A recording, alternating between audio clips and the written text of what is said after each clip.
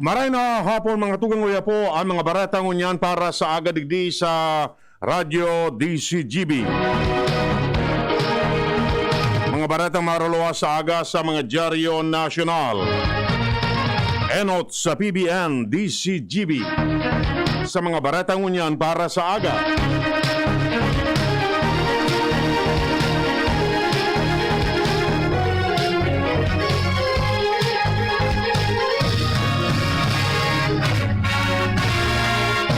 Sa detalles kan barata, nagpuon ang school year 2021-2022 para sa mga estudyante. Ngunyan ay kadawang taon kan distance learning dalan sa COVID-19 pandemic. Kasubago, formal na ipigdeklarar ni DepEd Secretary Leonor Briones ang pagbukas kan klase sa taon na ini. Sinabi man ni DepEd Undersecretary ni Pomuceno Malalaon o kaya Malaluan na maabot sa 24.6 milyones ang numero kan mga enrollees ngunya na school year. Katumbas ini nin 93% kan kabilugan na enrollment na sa indang na rehistro kan nakaaging taon. Suminakat na sa 17 ang numero kanagadan sa pagrapado kan Bagyong Jolina. Namidbidan ang duwa sa mga biktimang sina Almaricoya Migueto, 63 anyos, asin Bobby Villavencio, 46 anyos, kapwa para sira asin na residente kan Barangay Tungib, Buena Vista, Marinduque, na nalunod sa kakusugan kan Bagyo. Sinabi kan NDRRMC na sa 81,000 na pamilya o sobra sa 313 na katawuan na apektaran sa Regions 3, 4A, 4B, 5, 6, 8, 12 asin Metro Manila. Maabot na sa 63 o 13 milyones pesos ang kantidad kan danyos nin bagyo sa sektor kan agrikultura. Mantang uminabot na sa sobra 2,700 na pamilya o 11 mil na katawuan na apektaran kan bagyong Kiko sa Ilocos, Cagayan Valley Central asin Cordillera Administrative Regions. Mientras tanto, sinabi ni Education Secretary Leonor Briones na ang pagbukas kan school year katahaw kan COVID-19 pandemic naging matriumpo, mantang sinabi kan mga paratokdo na ipagpapadagos ninda ang namataparan ang mga hagyat sa lindong kan distance learning. Sayang sinabi na sinda na ugmani marahay na mahiling na matriumpo ang bukas kan na klase na nasa ikaduwang taunang nasa panahon pa nin COVID-19. Nasa 24.6 milyones na mga estudyantes ang nakarehistro sa basic education na katumbas nin 93.8% kanakaaging total enrollment figure kanakaaging school year. Inaprobaran na kan Commission on Elections o COMELEC ang sobra sanggatos na party list organizations na magpartisipar sa eleksyon sa 2022 national elections. Sigun kay COMELEC Clerk of Commission Attorney Genesis Gatdula na sa 245 na nagsumiter nin aplikasyon sa petisyon, 102 sa mga ini ang nangapudan dahil sa nariset ang pagdangog kaini. May saro na sa ng party list case na nakabinbin na dahil nariset ang pagdangog kaini. Sa ngunyan, sinugo na kan COMELEC ang mga naaprobara na party list group na i-publish ang manifestation of intent to participate para sa national elections sa masunod na taon. Sinabat pa manggararin ni mga reklamo ang primerong aldaw kan pagpuon kan klase sa mga eskwelahan sa ikaduwang taon kan distance learning system. Base sa datos kan Oplan Balik Eskwela, Public Assistance Center kan Department of Education, maabot sa sobra sa 2,000 na mga issue ang sendang na-resibi. Sinabi ni Education Undersecretary Rivsi Escobido na pinakadakol sa sendang mga na-resibi na reklamo ang manunungod sa enrollment mantang sa dit sa ng porsyento ang sa iba pang bagay karibanan sa mga narasibing reklamo kan DepEd ang mananangod sa school asin policy operation tauan kan eskwelahan learning continuity plan senior high school concern programs and projects asin kadakol pang iba. Hinawanin doon ni Department of the Interior and Local Government o DILG Undersecretary Jonathan Malaya na dapat magdinir na confidential ang mga mangyayaring pagtripon kan Interagency Task Force o IATF. Sigun ini kan paglakop kan video ni Presidential Spokesperson Secretary Harry Roque kung saan kinastigo kan sekretary ang sarong grupo kan mga doktor na kaibahan sa pagtiripon kan IATF. Sigun kay Malaya, day dapat pigpupublikar ang mga diskusyon sa pagtiripon dahil pwede nga matakot ng magtaram ang mga nag-aatendir sa IATF meeting sa pagkatakot na mabash online. Mantang sinabi ni Malaya na napatunayan sa nakan insidenteng ini na sa gabos na sektor pigkukonsulta kan IATF bago magluwas nin desisyon.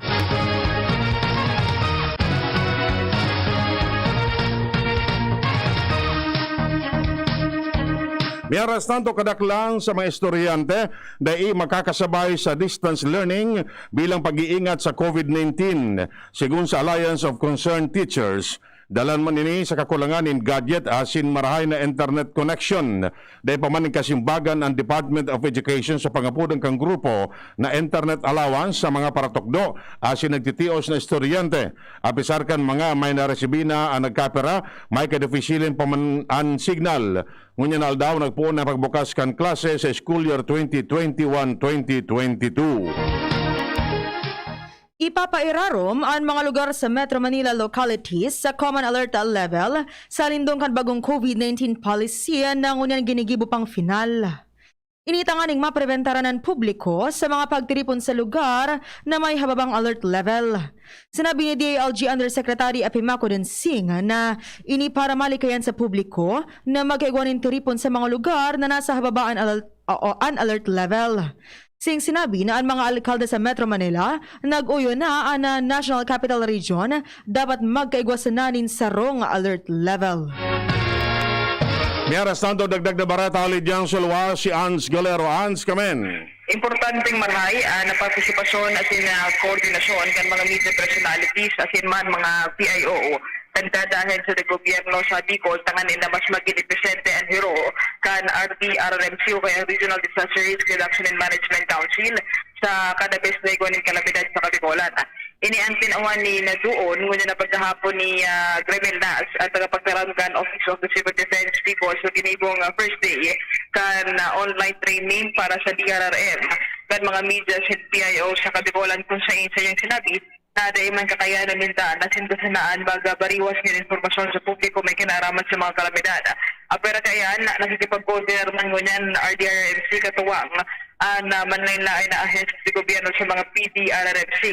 Tanganin na panagos na mamonitoran na kamuktakan ng mga panahon asin mga kalamidad dito sa Kabicolan. Sigun kayo na, panagos man silang naghihinguwa na mas mapahiwas pa ang mga programa po sana sa kada besdegwa ng kalamidad dito pati naman sa mga ordinaryong aldaw. Dagdag na bareta, Ans Galero.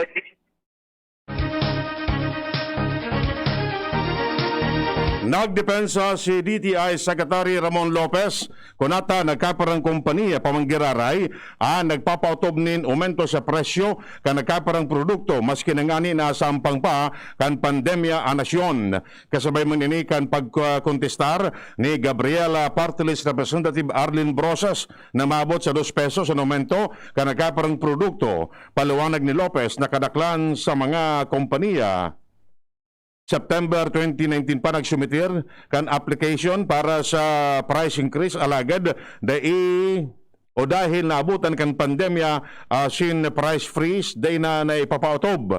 Ipinag-insister pa man ni Lopez na 37% sana kan kabilugan na produkto kay banan na standard retail price o suggested retail price list ang igwang paglangkaw sa presyo. Sa ngunyan siniguro ni Lopez na nagkukondukta nin double checking ang DTI sa presyo kan raw materials para maaraman kung magkakanigo ang pigahagad na price increase kan mga kompanya. Bukas sa Food and Drug Administration ang inisyatibo kan ibang local government units sa pagkakaigwanin pre-registration para sa COVID-19 vaccination in mga jóvenes na may edad na 12 hasta 17 anyos. Sinabi ni FDA Director General Eric Domingo na magayon na kaisipan sa parte kan LGU na ngunyan pa sana nagpo na sindang magparehistro nin mga jóvenes dahil ang taduman man talaga maabot ang panahon na magbakuna sa mga jóvenes. Siyang sinabi na mas marhay na maghanda na ang mga LGU, tanganing kung sabihin kan Department of Health na okay na igwan ang bakuna, pwede nang matudukan ang mga hobenes asin na madali sana ang vaccination rollout. Nagkaparang legisladores ang nagbubusol ang ibang parte kang propestong 2022 budget kan TESDA sa Department of Trade and Industry. Nagkaparang kongresista nagsumiter nin manifestasyon na ebalyo ang fundo kan TESDA sa mother agency kani na DTI tanganing madugangan ang pang-ayuda sa mga micro, small and medium enterprises sa 2022 National Expenditure Program sa kabilugan na 21.5 bilyon pesos na proposed budget kan DTI asin iba pang attached agencies kini ang pinakadakulang alokasyon napaduman sa TESDA na nagkakatadad ng 13.6 bilyones pesos. May aras tanto dagdag na barata lidyan sa luwa si Luwens Barcena. Luwens kamen. Bigpo po na kan Department of Health o DOH-HD Bicol ang pagreparo sa mga oxygen suppliers. May kinaaraman sa pagparataas kan mga kaso ng COVID-19 sa Bicol Region. Ini ang ipinagunampitan sa DCGB News ni Dr. Lulu Santiago, ang spokesperson kan DOH Bicol na kung sa doble maliugod sinda sa pagsusuning man kan mga iniingani na matabangan ang mga ospital na nangaipo kay ni dahil sa padagos na pagtaas ka na sampitan ng helang.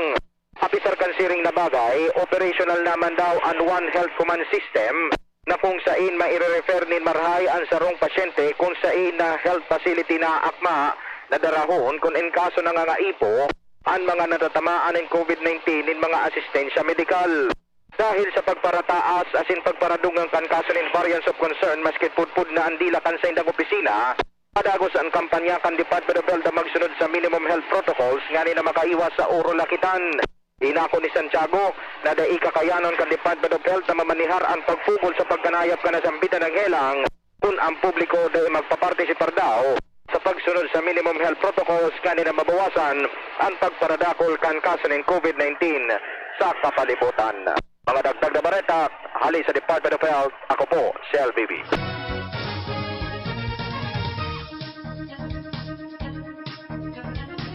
Miyaras ng ibang detalles kan bareta. Nagpuunang unyan ang libreng sakay kan Department of Transportation para sa mga medical frontliners as in authorized persons outside residence o apor.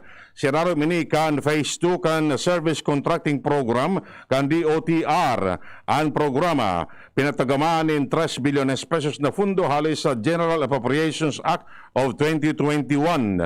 Sigun kay Transportation Secretary Art Tugade, pigdalauman na mapapakusog kay ni ang ekonomiya ka nasyon na buminagsak dahil sa pandemya. Ipapautob ang programa sa Metro Manila asin kataraning na riyon.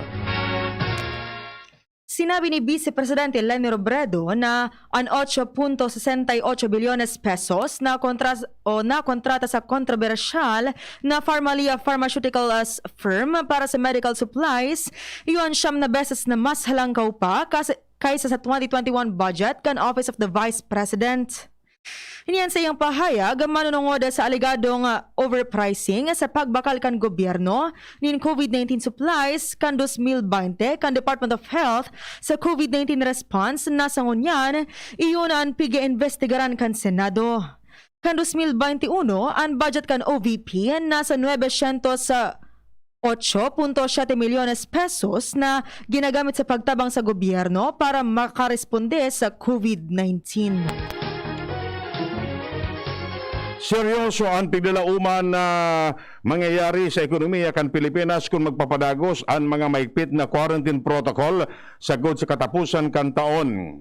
Ini ang sinabi ni Presidential Advisor on Entrepreneur Secretary Joey Concepcion, apisar kan piglalauman na pagpapautob kan alert level system with granular lockdown sa Metro Manila poon sa September 16. Sinabi ni Concepcion na sa ultimong quarter, nagbabawi ang mga negosyo matapos ang nalawig na panahon na rin nagbukas dahil sa mga ipinapautob na quarantine measure.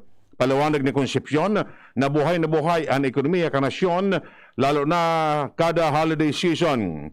Kasunod kani Secretary na nanindugan si Concepcion na bako diskriminasyon an pagseparar kan mga bakunado sa mga daipa na babakunahan na individual.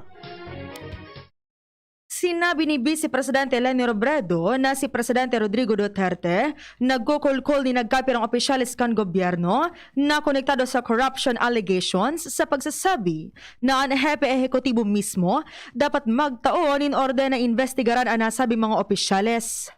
Ini matapos na siya haputon sa mga tirada ni Duterte kontra sa Philippine Red Cross na pinapanginotan mismo ni Senadora Richard Gordon na yuman ang namamayo sa investigasyon kan Senado sa pigsasabi nga palabaw na presyo nin mga COVID-19 supplies na binakal kan gobyerno. Miaras tanto dapat nang tunawon ang Interagency Task Force asin itaong kwenta na sa Department of Health asin Department of Interior and Local Government ang pagsimbag sa COVID-19 pandemic. Inang tinawan indo ni Senador Francis Tolentino matapos na maging matriumpuman ang vaccination rollout ng gobyerno sa rarom kan local government units sa pagbakuna asin mas aram ninda ang mga nangyayari sa sendang lugar na nasasakupan. Sinabi pa kan Senador na panahon na para may balik o mabalik kita sa normal asin tawan in velo ang LGU na maggibo ni saririndang mga polisiya.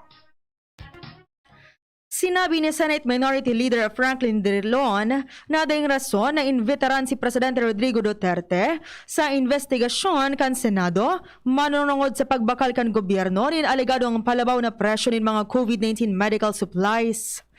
Siyang sinabi na sa ngunya na dai pa siyang nahihilingan na magkakanigong rason para invitaran ang presidente na magampang sa investigasyon. Enot kay niya, sinurog ni Duterte ang Pharmalia pharmaceutical firm na iyon involto sa pagbakalin mga medical supplies maski nga ni sa ditman sana ang kapital kaini. Iyan mga tugang detalles kan mga bareta ngunyan para sa agadigdi sa Radyo DCGB. Sa pangarang kan mga pagariba, Manito Tanya Salado Technical. Kami po ang nagatod kan bareta. Ako po si Francia May Boras. Ako man po si Edwin Terrell na nagsasabing mabalos kan sa inong pagantabay. Matapang ako